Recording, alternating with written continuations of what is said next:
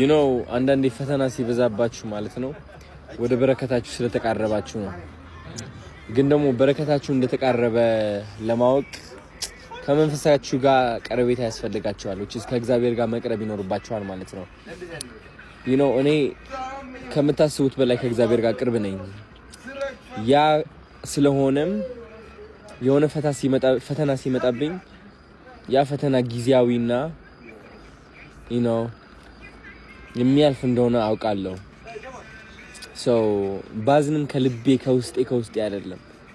የሆነ ነገር ያዝናል ግን ደግሞ መንፈሴ ሰላም ነው and ሰላምን የምታገኙት ለካስ ከእግዚአብሔር ጋር ቅርብ ስትሆኑ ነው you know ሁሌም ጸሎታችሁ ልባችሁ ላይ ሲሆን ነው ጸሎት ማለት ቤተክርስቲያን ሄደ መጸለይ ብቻ አይደለም ተመርከከ መጸለይ ብቻ አይደለም ጸሎት ማለት እግዚአብሔርን ማስታወስ ነው በልብህ እግዚአብሔር እንዳለ ማወቅ ነው ከጎን ካጠገብህ ያለ እግዚአብሔር እንዳለ ማወቅ ነውና ጠንካራ ነኝ እሱን ይዤ ነኝ በምን ታምር ዝቃልልኝ በምን ታምር ራሴን አልጠረጠርም ያው እተማመናለሁ ሁሉም ነገር ለከፍታዬ እንደሚያደርገው ወዳቸዋለሁ